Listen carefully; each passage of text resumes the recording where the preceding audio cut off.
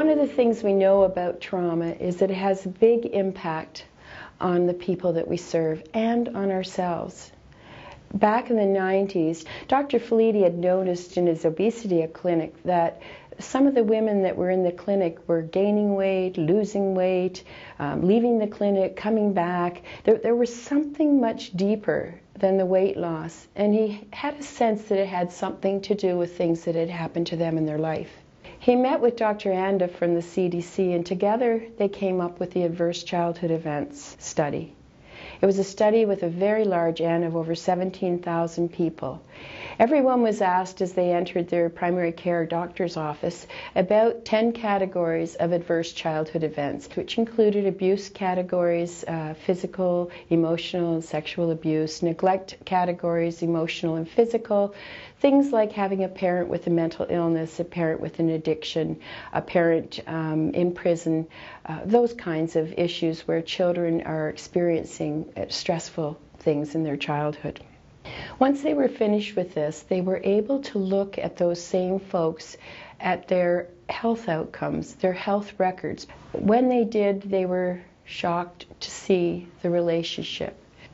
In fact, the higher the ACE score was, the more likely people were to experience physical health issues, mental health issues, social health issues, things like homelessness, prostitution, incarceration, and also addiction.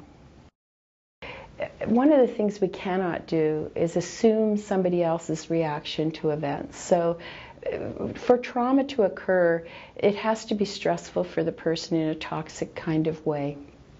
So there's an event that happens.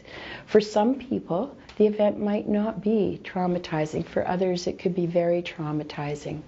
And then there's the way we react to that. How does that feel to us? And it's going to be different for everyone.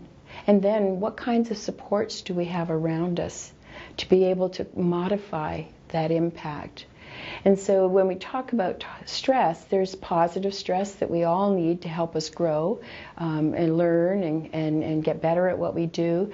There's other stress where it's more toxic, however, we have a strong enough social support system around us and a caring adult that we're able to cope with that and be resilient.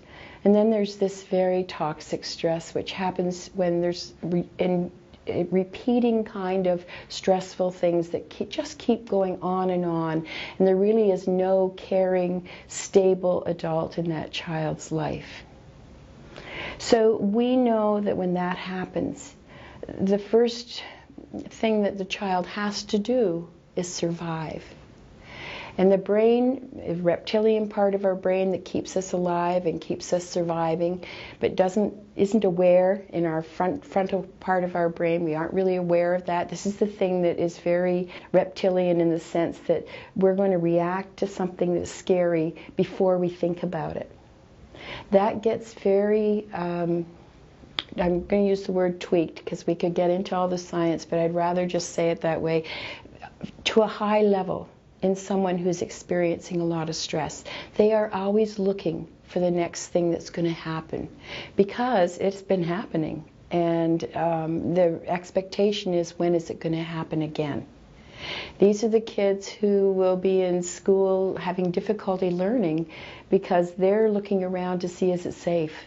I cannot spend any time learning because I'm just so busy making sure I'm okay. Some of us will do the fight mode. Fight, flight, or freeze are the ways that we react to toxic stress and to trauma. Some of us will do the fight mode, and these may be the children who in school are getting into fights, bullying, angry, very, very angry. Some get into the flight mode, and that's really where people internalize a lot of it. When people internalize it, it doesn't mean that they aren't still feeling that stress, that reaction to the trauma. So that one of the things we learned from the ACE study was that when they looked at older women in their 60s and measured their levels of cortisol, which is one of the stress hormones, the women who had had higher ACE scores still had higher cortisol levels than the women that had low ACE scores. A long time after the trauma that they'd experienced. Wow. So what does that mean? The human body is in this stressful kind of environment day after day after day. And as we all know, that is going to cause illness. But if we have that high ACE score, we are more likely to have heart disease, lung disease. Every one of the autoimmune diseases was related to the score, to the ACE score. And this is really a message, you know, your body is struggling. It's in stress.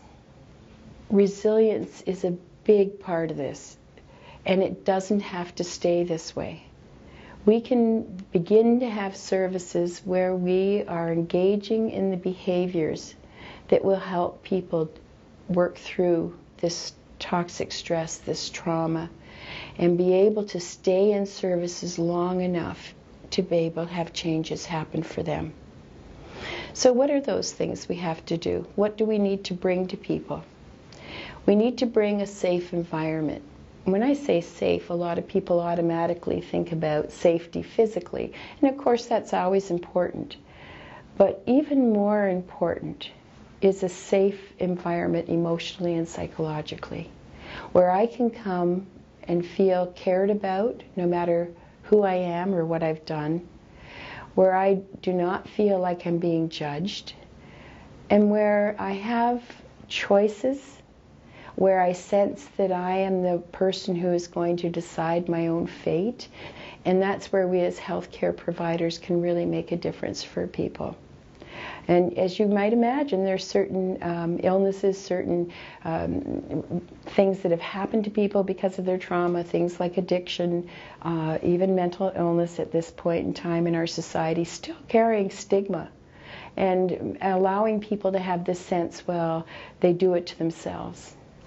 I say this often, how we view the person in front of us will be everything to do with how we treat them.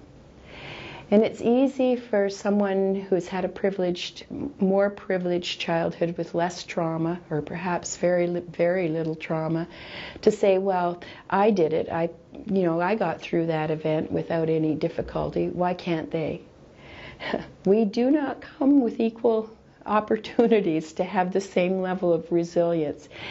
We come with certain genetics from our parents, so these are the genes that mom and dad give to us. But now what we're learning is that this epigenetic thing is even more powerful.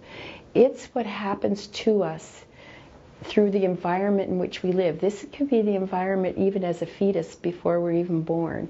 So whatever happens to mom is happening to us. And this epigenetics decides which genes get turned on and which genes get turned off. So long before we're even out there in our environment as a child, we're already starting to have certain neural pathways in our brain. So if our mother was in constant stress during her pregnancy, perhaps domestic violence or something like that, what she is doing in her brain to survive similarly is happening to the fetus. This is a big deal. So we come into the world with some neural pathways already laid down, some of it historical. This is getting wired into each generation as we go along and becomes more and more powerful. So we have that epigenetics thing. We have what happens to us in our environment, whether we have toxic stress, whether we have any safe, caring adults in our life, so that by the time we're an adult, as you can hear, a lot of who we are and our worldview has been set. Understand that if you have had a lot of trauma as a kid, what do you think your worldview is going to be? This is a difficult place. This is a place that isn't safe. You never know who you can trust. You need to be on guard all the time. And when you come with that worldview, as you can imagine, a lot of things are going to be more difficult for you. In fact, we know that when you've had a lot of that stress, your ability to tolerate additional stress is less than someone who maybe hasn't been through that. So let's go back to those things: safety, trust, collaboration. And in healthcare, it hasn't been one of our strengths necessarily. We view ourselves as the experts, and we share what we know, and then we wonder why people don't do it. I always view the person in front of me as the expert about themselves. I'm a nurse of 47 years. I have expertise about diabetes. I've watched diabetes and diabetes care change over 47 years. So I understand the disease of diabetes, but I will never be the expert about Joanna, who has diabetes. She is the only expert about her and her own disease. When I think that way, it requires that I listen to Joanna and understand her perspective of this, understand how she survived, how she does what she does, and build on that with her. Not that there isn't some expertise I have that I may give to her for her to decide how she wants to deal with it, but it's a very different way of actually activating the person in front of you. Taking what they're doing and giving them affirmations for that so they can hear something that they're doing well, which most people are, and also then giving her that opportunity to decide how she wants to go forward with that. We cannot be with that person 24/7. It stands to reason that they are the ones who are going to have to take this responsibility. And there are communication styles, ways of being with people that can build that resiliency, that activation in people, affirm what they're doing well, help them begin to do things a little bit better for their health. When we live in fear that we can't make them do something, we tend to get very directive. And that may have worked for some of you, but I think when we sit back and reflect, we wouldn't have so many, hear so often the words non-compliance and non-adherence if it was working really well. So I'm offering you another way to look at it.